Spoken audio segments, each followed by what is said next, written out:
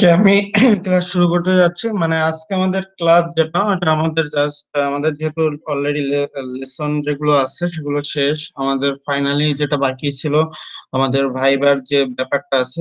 তো সেই ভাইবার ব্যাপারে আমি কথা বলার জন্য আজকে ক্লাসটা নিচ্ছি। তো ভাইভাতে কি ধরনের প্রশ্ন হতে পারে বা ভাইভাতে তোমরা কি কি পড়বে এই জিনিসগুলোই আমি জাস্ট আলোচনা করব। আর সাবজেক্ট লাস্টের সাবজেক্ট সম্পর্কে কিছু কথা বলবো। তো আমরা মিড টার্মের আগে আমরা লিনিয়ার অ্যালজেব্রাটা পড়েছিলাম। তো এর পরের থেকে লিনিয়ার অ্যালজেব্রা থেকে সরি কমপ্লেক্স অ্যানালাইসিস থেকে বা কমপ্লেক্স প্ল্যান থেকে আমরা শুরু করেছিলাম। তো লেসন 13 না, লেসন 10 থেকে আমরা শুরু করেছিলাম। তো লেসন 10-এ আমি যাচ্ছি আগে, যেহেতু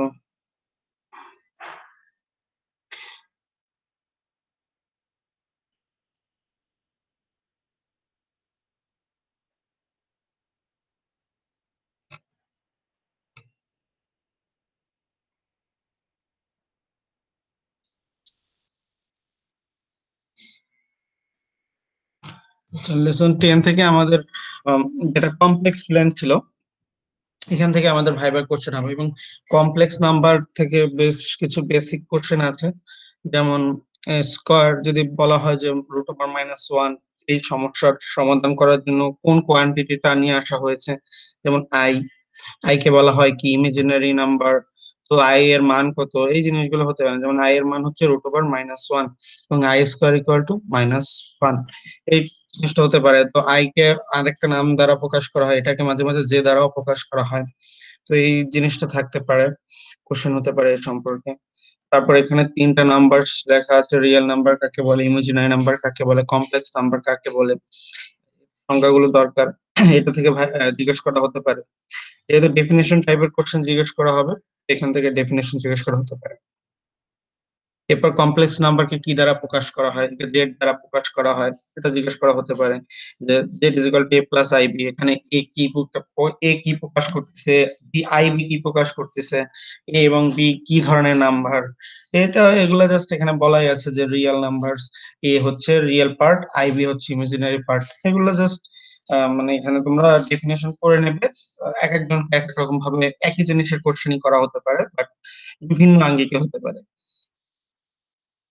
তো এরপরে কমপ্লেক্স নাম্বারকে যদি পয়েন্ট আকারে প্রকাশ করা হয় সেই জিনিসটা জিজ্ঞেস করা হতে পারে যে 2+3i এটার পয়েন্ট ফর্ম কি হবে, বা এটার অর্ডার পেয়ার কি হবে। তাহলে 2,3 এভাবে যে আমি বলেছি প্রথমেই, সেগুলো আমাদের জানতে হতে পারে। তারপর আমাদের এখানে আমাদের যে ডায়াগ্রামটা বলেছিলাম, এই ডায়াগ্রামটা মেনলি দরকার হবে। যে আমি একটা কমপ্লেক্স নাম্বার বলে দিব, যেমন এখানে যেমন দেওয়া আছে বিভিন্ন রকম, এরকম আমি একটা যদি কমপ্লেক্স নাম্বার বলি তাহলে আমি বলবো যে এটা মানে কোন কোয়াড্রেন্টে এর অবস্থান হবে, এরকম প্রশ্ন হতে পারে। যদি real part real part negative, imaginary part negative হয় তাহলে থার্ড কোয়াড্রেন্ট। এরকম যেটা হতে পারে, যে আমি এটা সম্পর্কে তো অনেক বুঝাইছি তখন। তো ওই জিনিসগুলো জিজ্ঞেস করা হতে পারে যে রিয়েল কোনটার কোন অবস্থান কোন কোয়াড্রেন্টে হবে, সে ধরনের প্রশ্ন হতে পারে। তো এরপরে অ্যাড আর সাবট্রাকশন, এখানে যেটা আছে সিম্পল জিনিস, এখান থেকে কোশ্চেন হওয়ার তেমন কিছু নাই। তো লেসন 10 থেকে এই কোশ্চেন গুলাই হতে পারে। আমি লেসন এরপরে আমরা মিড টার্ম এর পরে থেকে যেটা শুরু করেছিলাম, তো মাল্টিপ্লাই তো তেমন কোনো কোশ্চেন নাই, এখান থেকে কোশ্চেন হওয়ার মতো কিছু নাই। তো কমপ্লেক্স কনজুগেশন কাকে বলে, এই প্রশ্নটা হতে পারে যে কমপ্লেক্স কনজুগেশনের সংজ্ঞা দাও, একে কি দ্বারা প্রকাশ করা হয়, জেড বার বা জেড স্টার দ্বারা প্রকাশ করা হয়। দুটা একটা কমপ্লেক্স নাম্বার এবং তার কনজুগেট যদি যোগ করা হয় তাহলে কি পাওয়া যায়।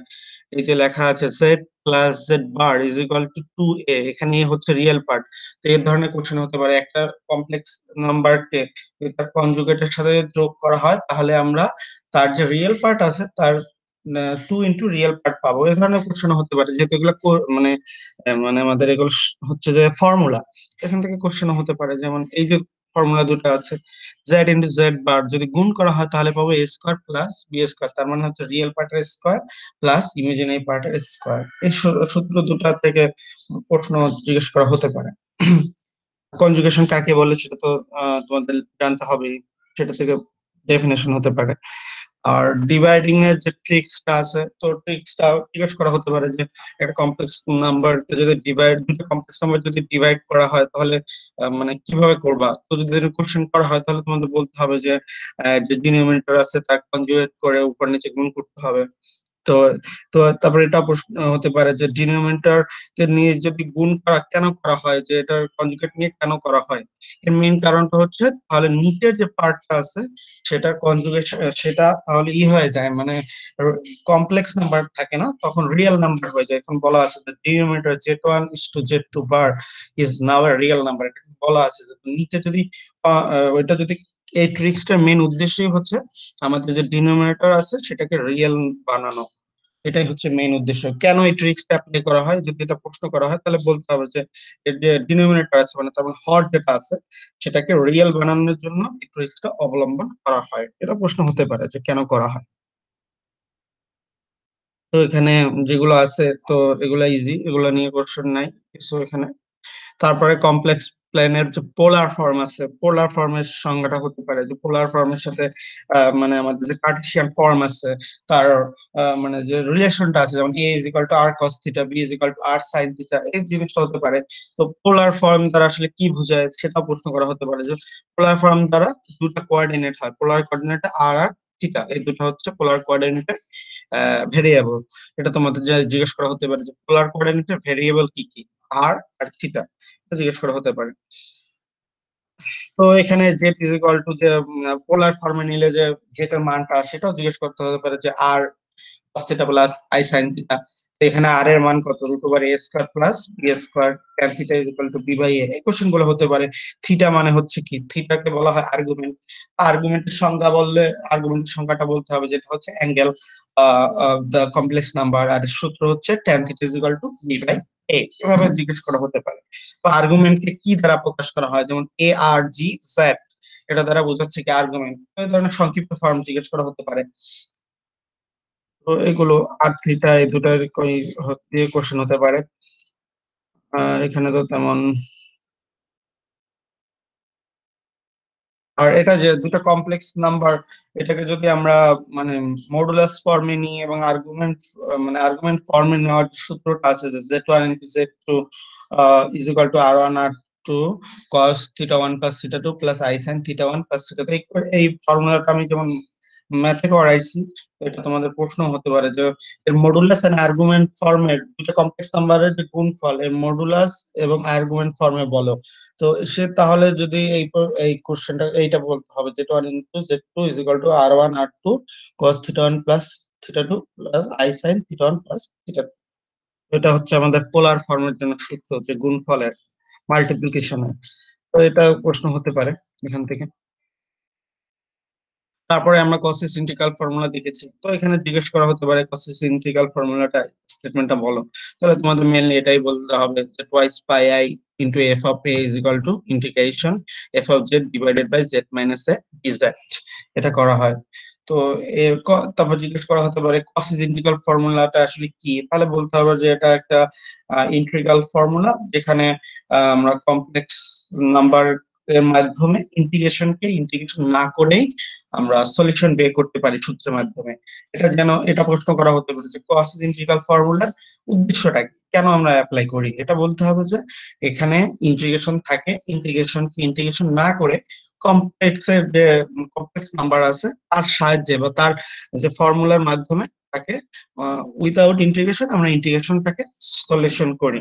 এটা হচ্ছে মেইন উদ্দেশ্য এখানে। তো এই প্রশ্নটা হতে পারে।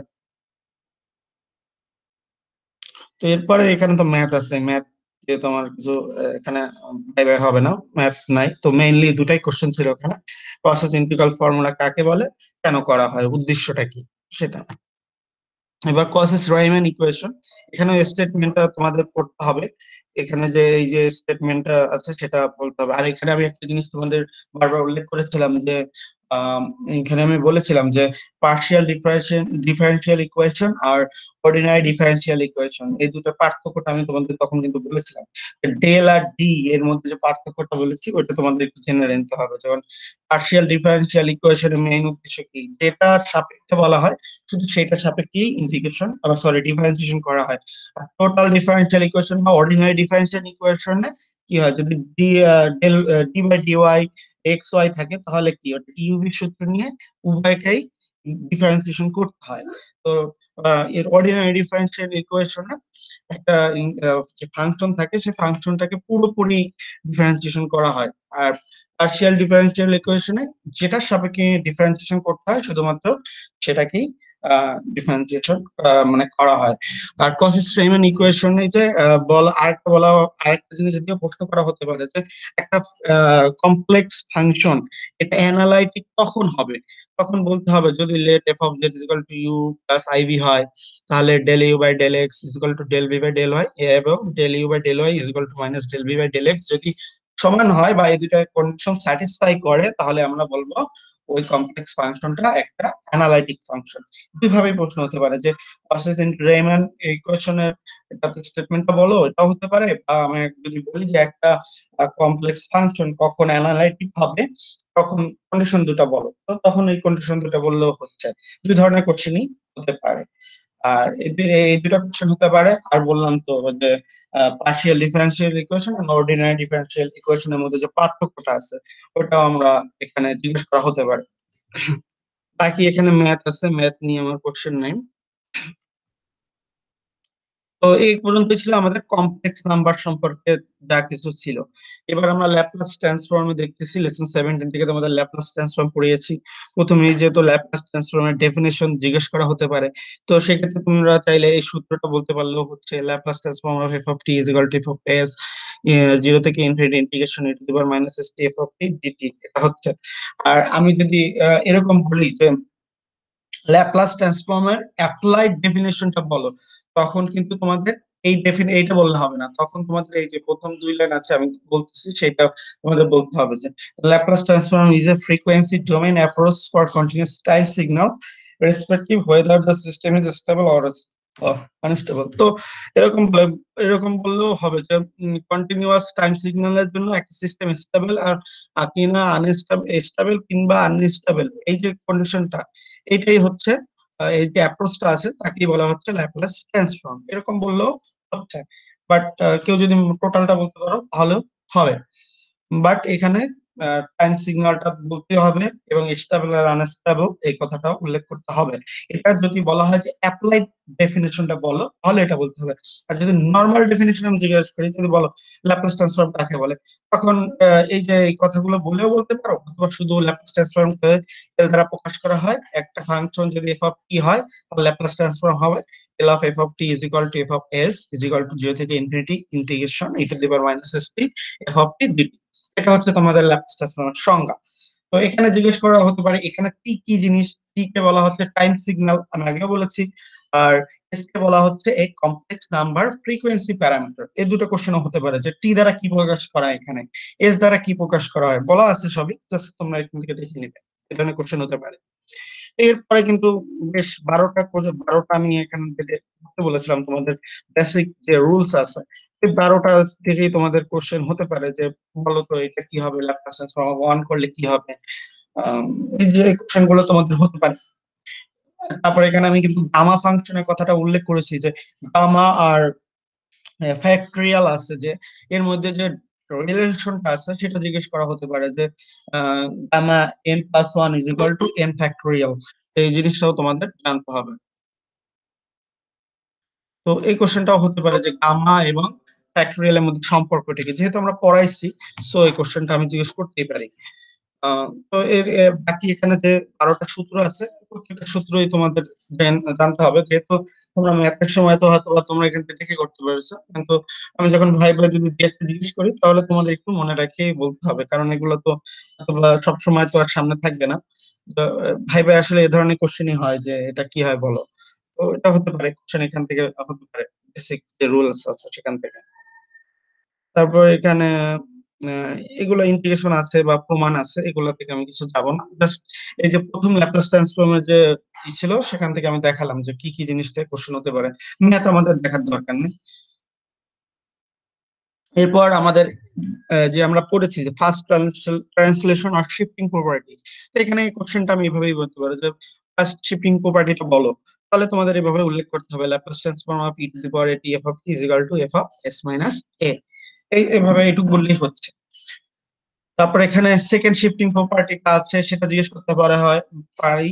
বাট এখানে কিন্তু আরেকটা কোশ্চেন আমি জিজ্ঞেস করব, যেটা আমি তোমাদের বলেছি যে পিস ওয়াইজ ফাংশন কাকে বলা হয়। সেই কোশ্চেনটা হতে পারে যে আমরা যেমন নর্মালি একটা ফাংশন লিখি তখন কিন্তু তার এক্স্যাক্টলি একটা ভ্যালুই থাকে, সকল মানের জন্য তার same value. But piece wise ফাংশনের জন্য একটা ফাংশনের মানে বিভিন্ন মানের জন্য তার মান ভিন্ন হয়, এক বা একাধিক মান হয়। একক মান হইলে তাকে সেটাকে আমরা সিম্পল ফাংশন বলি।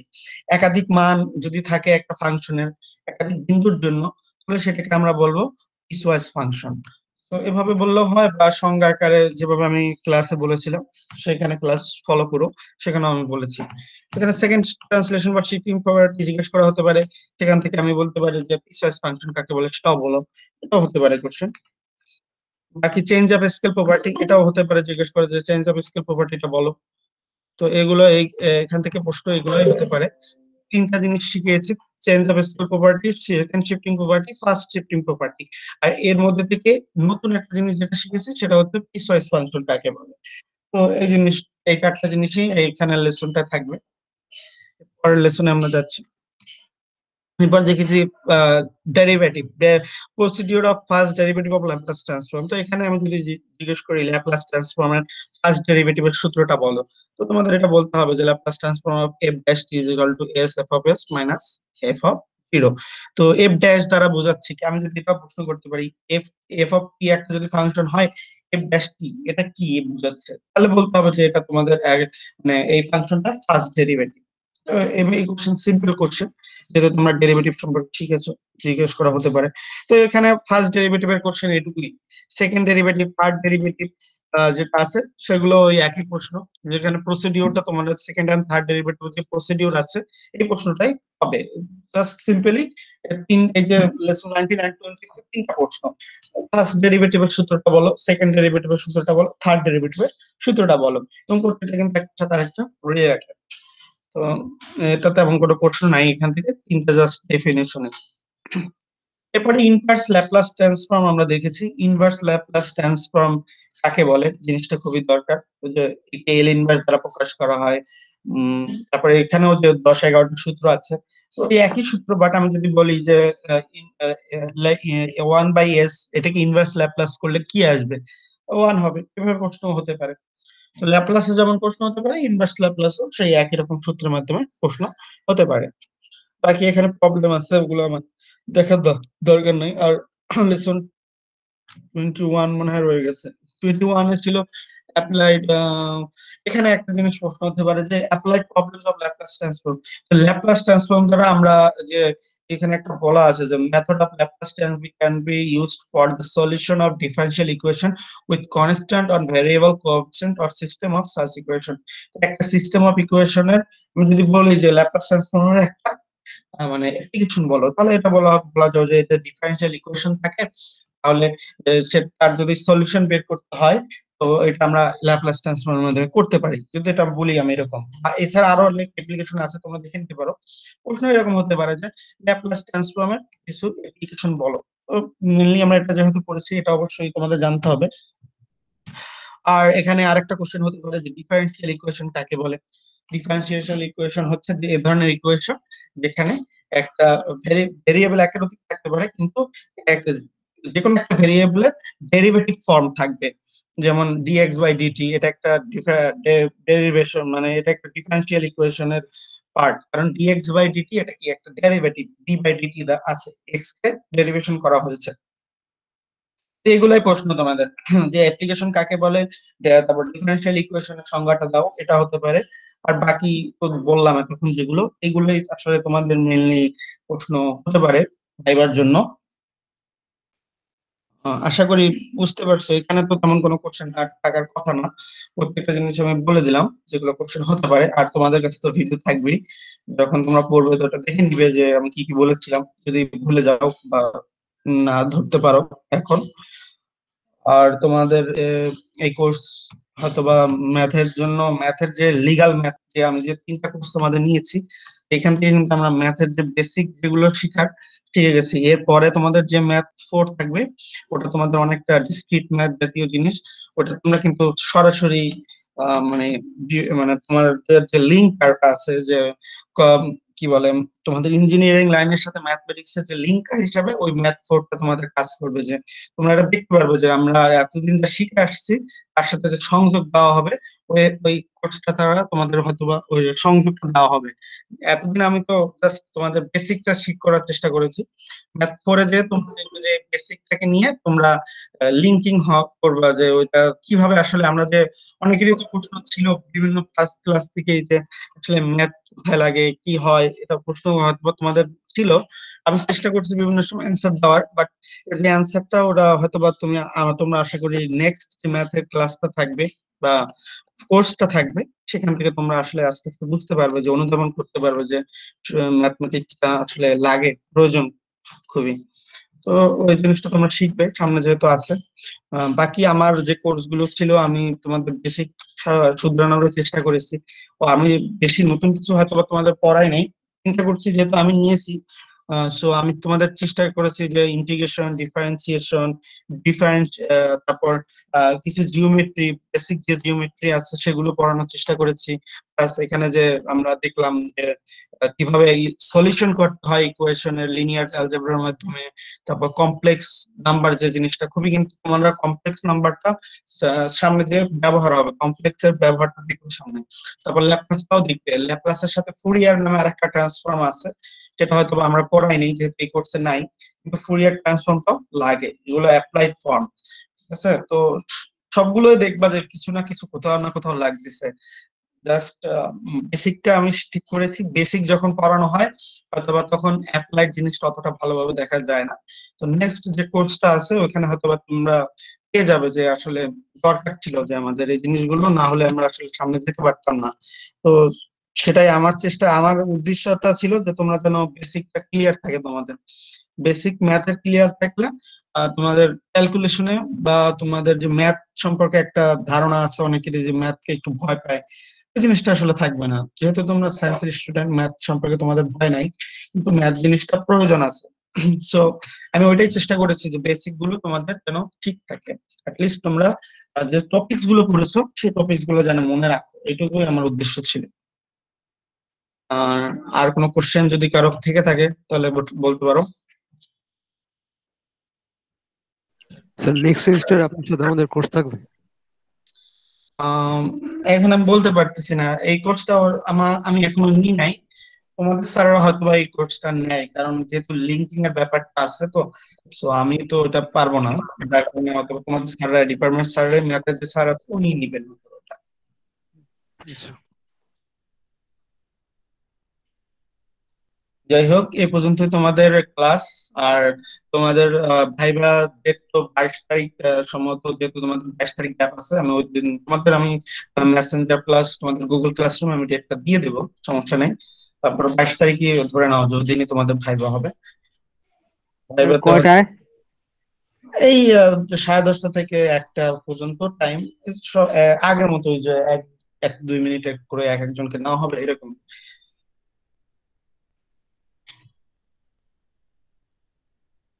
আমি ডেট টাইম গুগল ক্লাসরুমে দিয়ে দেবো, সমস্যা নেই। আর তোমাদের অ্যাসাইনমেন্টের জমা দেওয়ার ডেট কিন্তু 19 তারিখ পর্যন্ত আছে। তো ওর মধ্যে অ্যাসাইনমেন্ট জমা দিতে হবে, কারণ ভাইবা নেওয়ার পর বা পরবর্তীতে কিন্তু তারপর আর সময় দেওয়া হবে না। কারণ এটা যেহেতু ফাইনাল এক্সাম, আমি তো রেজাল্ট তোমাদের কাছে দিব না, রেজাল্ট কিন্তু ডাইরেক্ট পোর্টালে আপলোড যাবে। তো তোমাদের ওইটা ক্লিয়ার রেখেছে। তখন যদি বলে কেউ যে স্যার আমি তো দিতে পারি নাই, এখন দিলে হবে, ওই কথাটা কিন্তু তখন আর হবে না। কারণ মিড টার্মে কনসিডারেশন করা যায়, কারণ মিড টার্মের রেজাল্ট কিন্তু আমি পোর্টালে আপলোড করি না। তো কেউই করে না, কারণ ফাইনালে একসাথে আপলোড করা হয়। সো ফাইনালের সময় কিন্তু কোনো টাইম এক্সটেন্ডের ব্যাপারটা থাকে না। মিড টার্মের টাইম এক্সটেন্ড দু এক সময় করা যায়। কিন্তু ফাইনালে কিন্তু ওই সুযোগটা থাকে না। সো সবাই এই বিষয়টা কেয়ারফুলি নিও, যেহেতু তোমাদের কিন্তু অলরেডি 19 তারিখ থেকে তো পরীক্ষা শুরু হবে। সো ওটা সবাই খেয়াল রেখো। আচ্ছা, ক্লাস এ পর্যন্তই। আর কোনো সমস্যা না থাকলে আইডি গুলো দিয়ে লিভ নিতে পারো।